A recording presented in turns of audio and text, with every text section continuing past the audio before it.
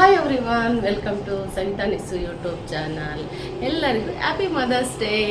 ಹಾಗೆ ಅಮ್ಮಂದಿರ ದಿನದ ಶುಭಾಶಯಗಳನ್ನು ಹೇಳ್ತಾ, ಅಮ್ಮಂದ್ರ ಬಗ್ಗೆ ಏನು ಹೇಳೋದು? ಅಮ್ಮ ಅಂತಂದ್ರೇ ಒಂದು ಅದಕ್ಕೆ ವರ್ಡ್ಸೇ ಇಲ್ಲ ಹೇಳೋದಕ್ಕೆ. ಅಮ್ಮ ಅಂತಂದರೆ ಎಲ್ಲನೂ ಅಮ್ಮನೇ, ಅಮ್ಮನಿಂದನೇ ಎಲ್ಲ, ಅಮ್ಮ ಇದ್ದರೆ ಎಲ್ಲ. ಆ ಥರ ಅಮ್ಮನಿಂದನೇ ನಾವು ಅಂತ ಹೇಳೋದಕ್ಕೆ ಹೆಮ್ಮೆಯಿಂದ ಹೇಳ್ಕೊಳ್ತೀನಿ. ಕೆಲವೊಬ್ಬರಿಗೆ ತಾಯಂದ್ರಿರಲ್ಲ, ಕೆಲವೊಬ್ಬರು ಇದ್ದರೂ ದೂರದಲ್ಲಿರ್ತಾರೆ, ಆದರೂ ಕೆಲವು ಇದ್ರೂ ಕೇರ್ ತಗೊಳ್ಳಲ್ಲ ಅಂತಾರೆ. ದಯವಿಟ್ಟು ಹೇಳ್ತಾ ಇದ್ದೀನಿ, ಆದಷ್ಟು ಅವ್ರು ಇರೋ ಅಷ್ಟು ದಿವಸ ಅವ್ರು ಏನಂದ್ರೂ ನಮ್ಮ ಒಳ್ಳೇದಕ್ಕೇ ಅಂತಾರೆ, ನಮ್ಮ ಒಳ್ಳೇದಕ್ಕೇ ಆಡ್ತಾರೆ, ನಮ್ಮ ಒಳ್ಳೇದಕ್ಕೆ ಹೊಡಿತಾರೆ ಅಂತ ತಿಳ್ಕೊಂಡು ನಾವು ಅವರನ್ನು ಯಾವತ್ತೂ ಪ್ರೀತಿಯಿಂದ ಸಂಭಾಳಿಸ್ಬೇಕು. ಯಾಕೆ ಅಂದರೆ ನಮಗೇನಾದರೂ ಆದರೆ ಸಂಕಟ ಪಡೋದು ಫಸ್ಟು ತಾಯಿ ಹೃದಯ, ತಾಯಿಯ ಒಂದು ಕರಳನ್ನೇ ಚುರುಕನ್ನೋದು. ಯಾವುದೇ ಒಂದು ಮಗು ಆಗಲಿ ಬಿದ್ದ ತಕ್ಷಣ ತಾತ್ಕಾಲಿಕವಾಗಿ ಎಲ್ಲರೂ ಅಯ್ಯೋ ಪಾಪ ಬೀಳ್ತು ಪಾಪು ಅಂತ ಹೇಳ್ಬೋದು, ಆದರೆ ಎತ್ತವಳಿಗೆ ಆಗೋ ಸಂಕಟ ಅದು ಕಳ್ಳಿಂದನೇ ಚುರುಕಂತ ಹೇಳಿ ಒಂದು ಪ್ರಜ್ಞೆ ಬರುತ್ತೆ ಅವ್ರಿಗೆ. ನಾವೆಲ್ಲೇ ಇರಲಿ, ನಾವೆಲ್ಲೇ ಇದಾಗಲಿ, ನಮಗೊಂದು ಅಪಾಯ ಆಗಿದೆ ಅಂದರೆ ಅವ್ರಿಗೊಂದು ಸೂಚನೆ ಕೊಡುತ್ತೆ. ಅದೇ ಕರುಳಿನ ಕರೆ ಅಂತ ಹೇಳೋದು, ಅದನ್ನೇ ತಾಯಿ ಅಂತ ಹೇಳೋದು, ಅದೇ ತಾಯಿ ಪ್ರೀತಿ. ತಂದೆ ಎಲ್ಲ ಕೊಟ್ಟು ತಂದು ಸಾಕ್ತಾನೆ, ಅದನ್ನು ನಮಗೆಲ್ಲ ನೀಟಾಗಿ ಇಟ್ಕೊಂಡು ಇಂತಿಂಥ ಸಮಯಕ್ಕಿಂತಂಥದ್ದು ಬೇಕು ಅಂಥೇಳಿ ಹೊಂಚಿ ನಮ್ಮನ್ನು ಸಾಕೋಳೆ ತಾಯಿ. ತಂದೆ ಬಗ್ಗೆ ಒಂದು ಬೆಲೆ, ಗೌರವ, ಜವಾಬ್ದಾರಿ, ಅವರು ಅಂತಂದರೆ ಭಯನೂ ಇರುತ್ತೆ, ಪ್ರೀತಿನೂ ಇರುತ್ತೆ. ಅಷ್ಟರ ಮಟ್ಟಿಗೆ ಒಂದು ಅವ್ರ ಬಗ್ಗೆ ಒಂದು ಅಡಿಪಾಯ.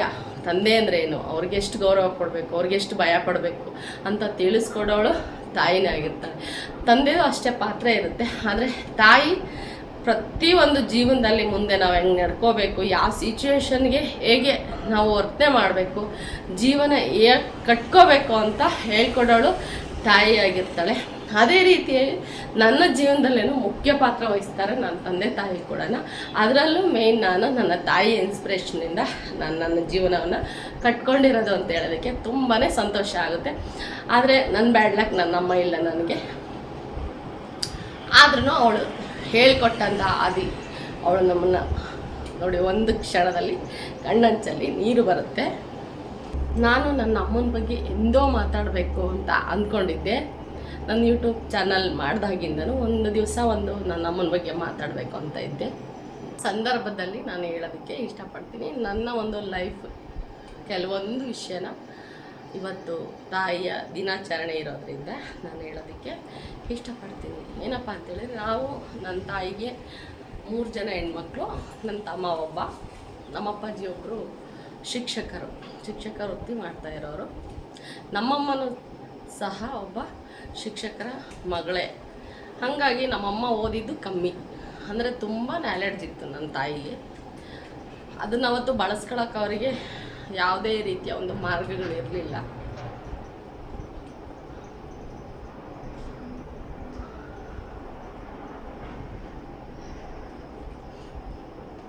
ಅವರ ಒಂದು ಆಸೆನ ನಮ್ಮ ಮೂಲಕ ತೋರಿಸ್ಕೋಬೇಕು ಅಂತ ಭಾಳನೇ ಆಸೆ ಇತ್ತು ನಮ್ಮಮ್ಮನಿಗೆ. ಹಾಗಾಗಿ ನಮ್ಮಮ್ಮ ನಾವು ಏನೇ ಮಾಡಿದ್ರು ತುಂಬ ಎಂಕರೇಜ್ ಮಾಡೋದು ಆವತ್ತಿನ ಕಾಲದಲ್ಲಿ. ಅಂತೇಳಿದ್ರೆ ನಂದು ಬರ್ತ್ ಡೇಟ್ ಬಂದು 82 ನಂದು ಇಸ್ವಿ, 82ನೇ ಇಸ್ವಿಯಲ್ಲಿ ನಾನು ಹುಟ್ಟಿದ್ದು. ನನ್ನ ಹಿಂದೆ ಒಂದೂವರೆ ವರ್ಷದ ಗ್ಯಾಪಲ್ಲಿ ನನ್ನ ತಂಗಿಯವ್ರು ಹುಟ್ಟಿದ್ರು. ನನ್ನ ತಮ್ಮ 2 ವರ್ಷ ಗ್ಯಾಪಿಗೆ 3ನೇ ತಂಗಿ ಹಿಂದೆ ಅವನು ಹುಟ್ಟಿದ. ಆಯಿತು ಎಲ್ಲನ ಅವತ್ತಿನ ಸ್ವಲ್ಪ ಸಂಬಳದಲ್ಲೇ ನಾವು ಹಳ್ಳಿಯಲ್ಲಿ ಇರಲಿಲ್ಲ, ಅಂದರೆ ನಮ್ಮ ಅಪ್ಪಾಜಿ ಊರಲ್ಲಿ ಇರಲಿಲ್ಲ. ನಾವು ದಾವಣಗೆರೆ ಡಿಸ್ಟಿಕ್ಕು ಒಂದು ಊರಲ್ಲಿದ್ವಿ. ಅಲ್ಲಿ ನಮ್ಮ ಅಪ್ಪಾಜಿ ಅವರ ವೃತ್ತಿನ ನಿರ್ವಹಿಸ್ತಾಯಿದ್ರು. ಅಲ್ಲೇ ನಮ್ಮದು ಮಿಡ್ಲಿ ಸ್ಕೂಲ್ ತನಕನೂ ಅಲ್ಲೇ ಎಜುಕೇಷನ್ ಆಯಿತು. ಅದಾದ ನಂತರ ನಮ್ಮ ಅಪ್ಪಾಜಿ ಅವ್ರ ತಂದೆ ತಾಯಿ ನೋಡ್ಕೊಳ್ಳೋಕ್ಕೋಸ್ಕರ ಮತ್ತೆ ಬಂದು ತೋಟದಲ್ಲಿ ಅಲ್ಲೇ ನೆಲೆಸ್ಬಿಟ್ಟು ಒಂದು ಮನೆ ಕಟ್ಟಬೇಕು, ತೋಟ ಮಾಡಬೇಕು ನಾನು ಅನ್ನೋ ಒಂದು ಉದ್ದೇಶದಿಂದ ಬಂದು ನಾವು ನಮ್ಮ ಅಪ್ಪಾಜಿ ಊರಿಗೆ ಸೆಟ್ಲ್ ಆದ್ವಿ. ಅಲ್ಲಿಂದ ಜೀವನದ ಸ್ವಲ್ಪ ಒಂದೊಂದೇ ಕಷ್ಟಗಳು ಎದುರಾಗ್ತಾ ಬಂತು. ನಮ್ಮಮ್ಮಂಗೆ ಓದಿಸ್ಬೇಕು ನಮ್ಮನ್ನು ಅಂತ ತುಂಬಾ ಆಸೆ ಇತ್ತು. ನಮ್ಮಮ್ಮಂಗೆ ಟೈಲರಿಂಗ್ ಕಲ್ತಿದ್ರು, ಹಾಡು ಹೇಳ್ತಾಯಿದ್ರು, ಕೋಲಾಟ ಆಗ್ತಾಯಿದ್ರು. ಹೀಗೆ ಕೆಲವೊಂದು ಕಲೆಗಳು ಏನು ಕರಗತ ಮಾಡ್ಕೊಂಡಿದ್ರು. ಕಸೂತಿ ಕೆಲಸಗಳು, ಒಂದು ಹೆಣತೆ ಹಾಕೋದು, ಏನು ರಂಗೋಲಿ, ಪ್ರತಿಯೊಂದರಲ್ಲೂ ನಮ್ಮಮ್ಮ ತುಂಬಾ ಆ್ಯಕ್ಟಿವ್ ಆಗಿದ್ದರು ಅಂತ ಹೇಳೋದಕ್ಕೆ ಇಷ್ಟಪಡ್ತೀನಿ. ಆ ಒಂದು ಕಲೆ ನಮ್ಮೆಲ್ರಿಗೂ ಸ್ವಲ್ಪ ಸ್ವಲ್ಪನೇ ಇದೆ ಮೂವರಲ್ಲಿ. ಆ ಒಬ್ಬರಲ್ಲಿ ಇದ್ದಂಥ ಕಲೆ ನಮ್ಮ ಮೂವರಿಗೂ ಅದು ಪಾಲಾಗಿ ಒಬ್ಬೊಬ್ಬರು ಒಂದೊಂದರಲ್ಲಿ ನಾವು ತೊಡಗಿಸ್ಕೊಂಡಿದ್ದೀವಿ ನಮ್ಮಮ್ಮನ ಒಂದು ಕಲೆಗಳನ್ನ ಅಂತಲೇ ಹೇಳ್ಬೋದು. ಹಂಗೆ ನಮ್ಮಮ್ಮ ಓದೋದಕ್ಕೆ ತುಂಬಾ ಸಪೋರ್ಟ್ ಮಾಡೋರು. ನಾವಿಲ್ಲಿ ಬಂದಾಗ ನಾನು ದೊಡ್ಡ ಮಗಳು, ಅಪ್ಪಾಜಿ ದಾವಣಗೆರೆ ಡಿಸ್ಟಿಕ್ಕಲ್ಲೇ ಡ್ಯೂಟಿ ಮಾಡ್ತಾಯಿದ್ರು. ಅವರು ಬಂದು ಹೋಗೋದು ಮಾಡ್ತಾಯಿದ್ರು, ವಾರಕ್ಕೊಮ್ಮೆ ಅಂಥೇಳಿ ಬಂದು ಹೋಗ ಅಂತ ಕೆಲಸ ಮಾಡ್ತಾಯಿದ್ರು. ಅದರ ಮಧ್ಯದಲ್ಲಿ ತೋಟ ಮಾಡೋದಕ್ಕೂ ಕೈ ಹಾಕ್ಕೊಂಡಿದ್ರು. ನಾವು ಕೂಡ ಸಪೋರ್ಟಾಗಿ ನಿಂತ್ಕೋಬೇಕಾಗಿತ್ತು. ನನಗೆ ಅಜ್ಜ ಅಜ್ಜಿ ಇದ್ದರು, ಅವರನ್ನು ನಮ್ಮಮ್ಮ ಸಾಕ್ತಾ ನಮ್ಮನ್ನು ಸಾಕೋಂತ, ಹಾಗೆ ತೋಟನೂ ಬೆಳೆಸ್ತಾ ಎಲ್ಲರೂ ಸೇರಿ ನಮಗೆ ಗೊತ್ತಿಲ್ಲದರ ಕೆಲಸನೂ ಕಲ್ತ್ಕೊಂಡು ಎಲ್ಲ ಕೆಲಸನೂ ಬರುತ್ತೆ ಅನ್ನೋ ರೀತಿಯಲ್ಲಿ ನಮ್ಮಮ್ಮ ನಮಗೆ ಮನೆ ಕೆಲಸಕ್ಕೇನೋಕ್ಕೂ ಬಿಡ್ತಾ ಇರಲಿಲ್ಲ. ಯಾಕೆಂದರೆ ಹೊರಗೆಲ್ಲ ನಮ್ಮ ಅಪ್ಪಾಜಿ ಮಾಡೋ ಅಂಥ ಕೆಲಸಗಳ್ನು ನಾವು ಸ್ವಲ್ಪ ಮಾಡ್ತಾಯಿದ್ವಿ. ಜವಾಬ್ದಾರಿನ ಒಂದೇ ಕೂಲರ್ನ ಕರ್ಕೊಂಡು ಹೋಗೋದು, ತೋಟದಲ್ಲಿ ಸ್ವಲ್ಪ ಕೆಲಸ ಮಾಡಿಸೋದು ಬರೋದು, ಮತ್ತು ಅವ್ರಿಗೆ ಊಟ ಕೊಡೋದು, ಅಜ್ಜ ಅಜ್ಜಿ ಏನಾದರೂ ಕೆಲಸ ಹೇಳಿದರೆ ಮಾಡೋದು, ಹೀಗೆ ಸ್ಕೂಲ್ಗೆ ಹೋಗೋದು, ಈ ಥರ ಎಲ್ಲ ಅದರಲ್ಲೇ ಓದೋದು. ಚೆನ್ನಾಗೂ ಕೂಡ ಓದ್ತಾ ಇದ್ವಿ ನಾವು. ಯಾವ ಹಿಂದಂತೂ ಇರಲಿಲ್ಲ, ಎಲ್ಲರಿಗಿಂತ ಚೆನ್ನಾಗೇ ಓದ್ತಾ ಇದ್ವಿ. ಅಷ್ಟು ಕೆಲಸನೂ ಕೂಡ ಮಾಡ್ತಾಯಿದ್ವಿ ನಾವು. ನಮ್ಮ ಪಕ್ಕದ ಮನೆಯವರು ಮನೆಗಳು ಅಡುಗೆ ಮನೆ ಅಥವಾ ಅವರೊಂದು ಹಾಲು ಹೇಗಿದೆ ಅಂತ ನಾವು ನೋಡಲೇ ಇಲ್ಲ. ಅಷ್ಟು ಬಿಡುವು ಕೂಡ ನಮಗೆ ಇರಲಿಲ್ಲ, ಅಷ್ಟು ಕೆಲಸ ಇತ್ತು ನಾವು ಚಿಕ್ಕವರಿದ್ದಾಗಿಂದನೂ. ನಮ್ಮಮ್ಮ ನಾವು ಕಾಲೇಜಿಂದ ಬರೋ ಟೈಮ್ಗೆ ಅಂದರೆ ಹೈಸ್ಕೂಲೆಲ್ಲ ಮುಗೀತು ಆಗೋ ಹೇಗೋ ಅಷ್ಟು ಇಷ್ಟು ನೆನಪಿಲ್ಲ ನನಗೆ. ಆವಾಗ ಸ್ವಲ್ಪ ಕೆಲಸಗಳು ಮಾಡ್ಕೊತ ಹಿಂಗೆ ಹೆಂಗೋ ಆಟ ಆಡ್ಕೊತ ಟೈಮ್ ಹೆಂಗೋ ಮುಗಿಸ್ಕೊಂಡ್ವಿ. ನನಗೆ ಹೈಸ್ಕೂಲಿಂದ ಅಂದರೆ ನಮ್ಮಮ್ಮಂಗೆ ಆಸೆ ನನ್ನ ಮಕ್ಕಳನ್ನ ಓದಿಸ್ಬೇಕು ಅಂತ ತುಂಬಾ ಆಸೆ.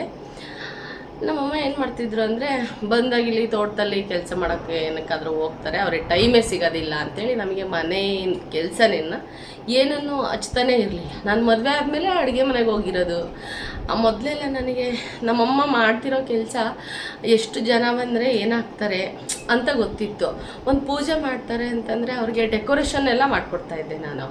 ಫೈನಲ್ಲೇ ಆಗಿ ನಾನು ಇರ್ತಿರ್ಲಿಲ್ಲ. ಎಲ್ಲ ಮಾಡ್ತಾಳೆ, ಪೂಜೆ ಟೈಮ್ಗೆ ಇರೋದಿಲ್ಲ, ಎಲ್ಲರೂ ಜೋಡಿಸ್ತಾಳೆ, ಊಟದ ಟೈಮ್ಗೆ ಇರಲ್ಲ. ಇದೊಂದು ನಮ್ಮಮ್ಮ ಯಾವಾಗಲೂ ಹೇಳೋದು. ನಮ್ಮಮ್ಮ ಏನೇ ಮಾಡಿದ್ರು ನಾನೊಂದು ಸಾಥ್ ಕೊಡ್ತಾಯಿದ್ದೆ.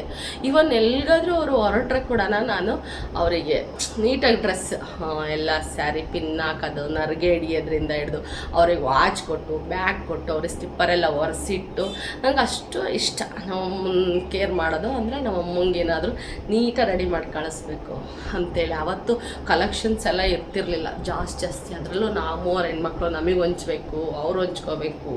ಆಮೇಲೆ ಕೆಲಸ ಕಾರ್ಯ ಬಂದು ಬಳಗಕ್ಕೆಲ್ಲ ಒದಗಿಸಿ ಉಡುಗೊರೆಗಳು ಇವು ಫಂಕ್ಷನ್ ಆದರೆ ಕೊಡಬೇಕು. ನಮ್ಮಮ್ಮ ಯಾವುದಕ್ಕೂ ಬಿಡ್ತಾ ಇರಲಿಲ್ಲ. ಫಂಕ್ಷನ್ನು ಸಂಬಂಧಿಕರು ಅಂತ ಅದೆಷ್ಟೇ ಕಷ್ಟ ಆದ್ರೂ ತನ್ನಲ್ಲಿದ್ದಂಥ ಇದನ್ನೇ ಜೋಡಿಸ್ಕೊಂಡು ನಮ್ಮಮ್ಮ ಹೋಗಿ ಬರೋರು. ಎಲ್ಲ ಫಂಕ್ಷನ್ಗಳ್ನು ಅಟೆಂಡ್ ಮಾಡೋರು. ಬಂದು ಬಳಗ ಅಂದರೆ ತುಂಬ ಪ್ರೀತಿ ನಮ್ಮಮ್ಮಂಗೆ. ತನಗಿಲ್ಲದೆ ಇದ್ರೂ ಅವ್ರಿಗೆ ಕೊಟ್ಟು ನೀರು ಕುಡಿದು ಮಲ್ಗ ಅಂತ ಅಭ್ಯಾಸ ನಮ್ಮಮ್ಮಂದು. ಅಷ್ಟು ಚೆನ್ನಾಗಿದ್ದು. ಮತ್ತು ನಾವು ಕಾಲೇಜು ಮುಗಿಸ್ಕೊಂಡು ಬರೋ ಅಷ್ಟೊತ್ತಿಗೆ ಮನೆಯಿಂದೆಲ್ಲ ಕೆಲಸ ಮುಗಿಸಿರೋರು ನಮ್ಮಮ್ಮ.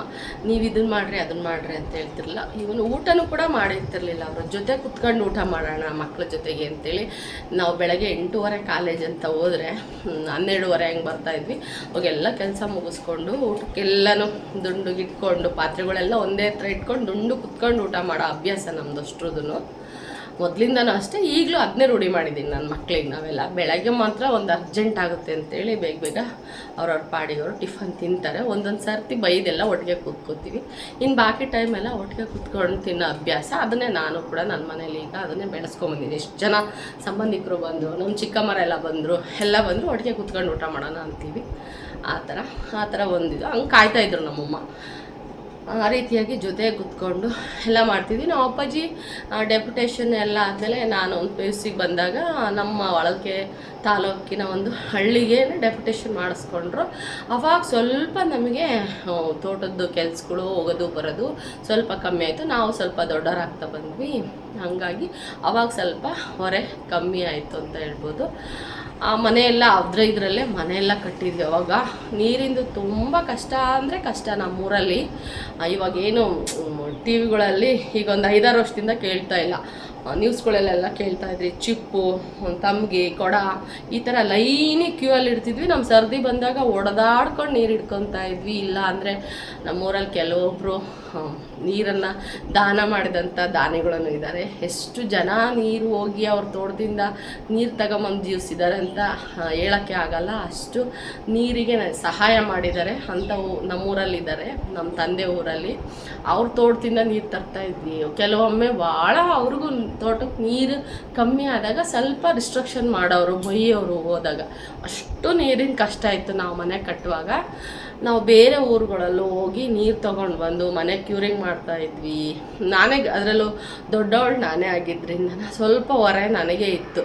ನಾನು ಮದುವೆ ಮಾಡ್ಕೊಂಬರೋ ತನಕನ ನನ್ನ ಅಪ್ಪ ನನ್ನ ಅಮ್ಮನ ಹತ್ರ ಒಂದು ಬಿಂದಿಗೆನೂ ಹಿಂಗೆ ಎತ್ತಿ ಇಡಿಸಿಲ್ಲ. ನಾನು ಯಾವತ್ತೂ ಅವ್ರು ನೀರಿಗೆ ಹೋಗಿಲ್ಲ, ನೀರು ತಂದಿಲ್ಲ. ನಂದು ಮದುವೆ ಆದ ನಂತರ ಅವ್ರೇನಾದರೂ ಆಗಲ್ಲ ಇವ್ರ ಕೈಲಿ, ಮಕ್ಳ ಕೈಲಿ ಅಂತೇಳಿ ಏನಾದರೂ ಹೆಲ್ಪ್ ಮಾಡಿರ್ಬೋದಷ್ಟೇ. ನಾನಿರೋ ತನಕ ಮಾತ್ರ ಅವ್ರ ಹತ್ರ ಯಾವತ್ತೂ ನಾನು ನೀರನ್ನು ತರಿಸಿಲ್ಲ. ಅಷ್ಟು ನಾನೇ ಎಲ್ಲನ ವ್ಯವಸ್ಥೆ ಮಾಡಿ, ನನ್ನದು ಭಾಳ ಸೈಕಲ್ ಹೊಡೆಯೋ ಹುಚ್ಚಿತ್ತು.